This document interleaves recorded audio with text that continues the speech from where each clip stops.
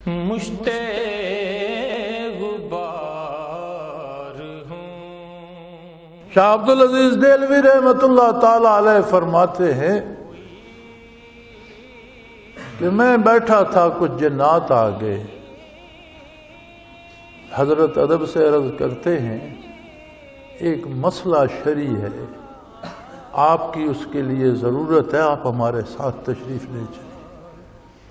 مجھے لے گئے، جنوں کے بادشاہ کا دربار لگا ہوا تھا، جنات تھے اور بڑے بڑے پرانے جنات بزرگ بھی بیٹھے تھے، ان کی عمریں ہزاروں سال ہوتی ہیں۔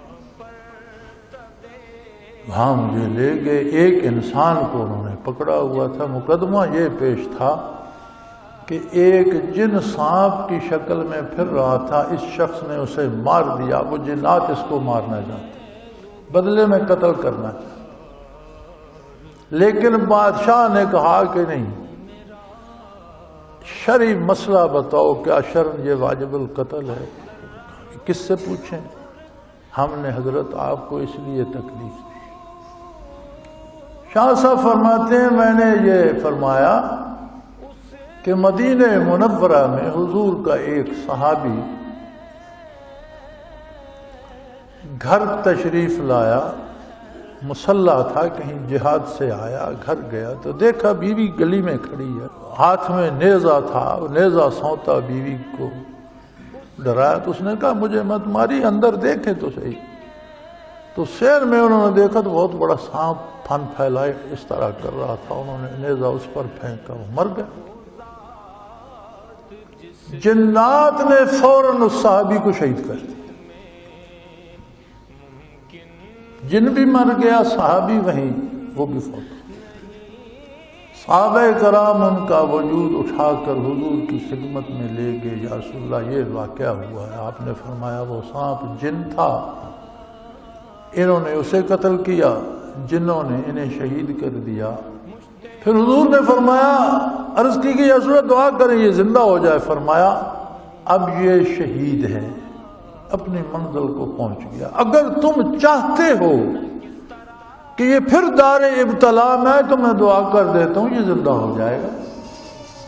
سب اس کی یا رسول اللہ جب اپنی منزل پہ پہنچ گیا، جنت میں پہنچ گیا، شہادت پہ پہنچ گیا، اب اسے وہاں رہنے دیں۔ تو حضور نے فرمایا تھا کہ کوئی جن سانپ کی شکل میں نظر آئے تو کوئی پرواہ نہیں، اسے قتل کر دیا جائے، اور جنوں کو حکم دیا تھا کہ موذی جانوروں کی شکلیں بنا کر انسانی آبادیوں میں مت آیا کرو، اور اگر کوئی سانپ بچھو یا کسی، بلکہ حکم ہے کہ نماز پڑھ رہے ہو اگر سانپ اور بچھو نظر آتا ہے تو نماز توڑ کر پہلے اسے مارو، پھر نماز دوبارہ مکمل کرو۔ فرماتے جب میں نے یہ حدیث سنائی تو ایک بوڑھے سے جن نے اپنے پپوٹے اس طرح اٹھائے، اس کی آنکھیں بند تھیں، پلکیں اٹھ نہیں سکتی تھی، اس نے اس طرح اٹھا کر مجھے دیکھا اور کہنے لگا سبحان اللہ، کیا بات یاد دلا دی، میں اس وقت مدینہ منورہ میں موجود تھا، یہ واقعہ میرے سامنے ہوا۔ تو شاہ صاحب فرماتے تھے میں تابعی ہوں، میں نے جن صحیح لیکن ایک صحابی کو تو دیکھا ہے۔ شاہ صاحب بڑے فخر سے لکھتے ہیں میں تابعی ہوں۔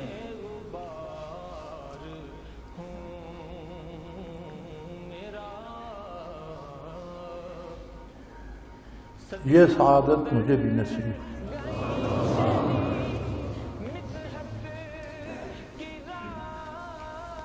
نعرہ تکبیر۔ جن حضور پر پہلے ایمان لائے تھے اور جن کا سورہ جن میں اور ایک دوسری صورت میں بھی تذکرہ ہے کہ انہوں نے قرآن سنا اور واپس جا کر اپنی قوم کو تبلیغ کی اور بتایا، جن ان جنوں کی اولاد کو سید کہتے ہیں، جنوں میں بھی سید ہیں، لیکن ہم تو حضور صلی اللہ علیہ وسلم کی ذاتی اولاد کو سید مانتے ہیں، اور جن ان جنوں کی اولاد کو اپنا سردار مانتے ہیں اور وہ بھی سید کہلاتے ہیں۔ تو ایک شاہ صاحب بزرگ صحابی کشمیر کی پہاڑیوں میں نیپال کے قریب ان کا مسکن تھا، اب وہ دنیا سے وصال فرما چکے ہیں، کافی دیر ہو گئی۔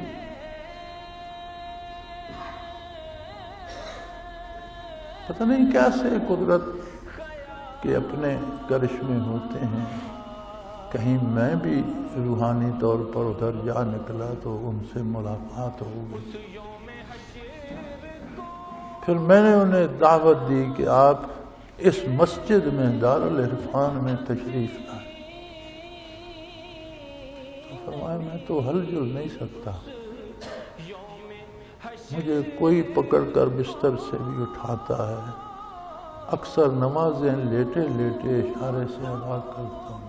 میں نے کہا حضرت جو اٹھاتے بٹھاتے ہیں وہ وہاں بھی لا سکتے ہیں، آپ تشریف تو لائیں.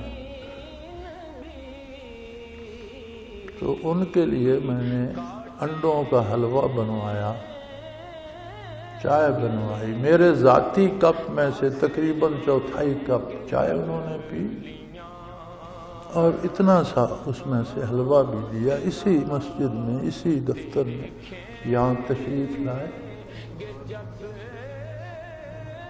یہ شرف الحمدللہ اللہ کی عطا سے مجھے بھی حاصل.